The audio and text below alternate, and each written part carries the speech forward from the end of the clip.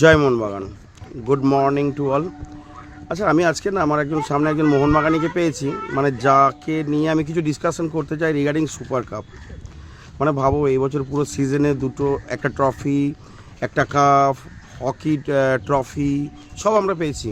But আমার প্রবলেমটা হচ্ছে, যখন আমাদের অশ্বমেধ ঘোড়া যখন এইভাবে দৌড়ে চলেছে, তখন সুপার কাপের জন্য আমরা বাঁধনটাকে আলগা করব কেন, হালকা করব কেন? এখানেই আমার কোশ্চেন। আগের দিনে দেবাশিস দা অলরেডি প্রেস কনফারেন্স করে বলেই দিল যে আমাদের রিজার্ভ বেঞ্চ খেলবে। কেন ভাই? আমরা মোহনবাগান, অ্যান্ড সত্যি কথা বলতে আমাদের ফার্স্ট খেলা হতে চলেছে ডার্বি, যেটা ইস্টবেঙ্গলের সঙ্গে। কেরালা আসলে তো সেটা আলাদা ব্যাপার, আমি তাতে আমার তখন কোনো প্রশ্ন থাকবে না। বাট ডার্বি তার একটা ইমেজ থাকে, পুরো দুনিয়া ডার্বির জন্য ওয়েট করে, কোটি কোটি মোহনবাগানি ওয়েট করে। আচ্ছা, আমার সামনে পেয়েছি যে মোহনবাগানি ভাইকে, তাকে আমার দুটো প্রশ্ন আছে এই সুপার কাপ নিয়ে। হাই, গুড মর্নিং অ্যান্ড জয় মোহনবাগান। আচ্ছা, আমার একটা কথা তোমাকে জিজ্ঞাসা করা আছে। সুপার কাপে আমি যেটা জানি যে সাহাল আর আশিক পূর্ণিয়ান, মানে আমাদের আগের পুরো টিমটার মধ্যে থেকে আছে, অ্যান্ড গ্লেন আছে, আর যারা যারা খেলেনি রিজার্ভ বেঞ্চটা খেলছে। সো তোমার কি মনে হয় এই টিমটাই সাফিসিয়েন্ট ডার্বির জন্য?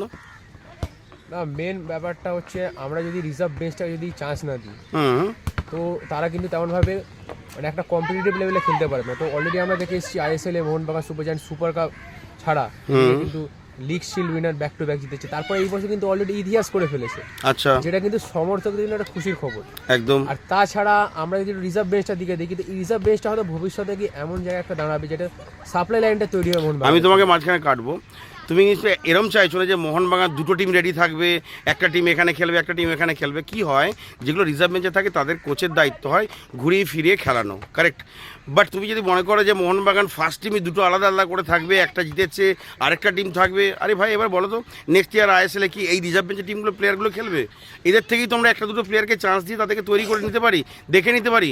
তা বলে সামনে ডার্বি ম্যাচ, আমার যেটা মেন ওখানে যদি ডার্বি না থাকতো আমি তোমাকে কিচ্ছু বলতাম না, ঠিক আছে তুমি যা পারো করো, আমি কোনো অসুবিধা ছিল না। বাট যেখানে ডার্বি ম্যাচ আছে, যেখানে পুরো মোহনবাগানিদের আবেগ কাজ করছে, এবং শুধু আবেগ না, ডার্বি যদি ওরা যেতে সারা বছর আমাদেরকে রাস্তায় ঘাটে প্যাক দেবে, তুমি ভালো করেই জানো ইস্টবেঙ্গলের সমর্থকরা। কিন্তু এবছর যেহেতু ওরা কিচ্ছু পায়নি, অ্যান্ড যদি সুপার কাপ আমাদেরকে হারিয়ে ওরা যেতে, সারা বছরটা আমাদের পিছনে লেগে থাকবে। তোমার কি মনে হয় এই ব্যাপারে?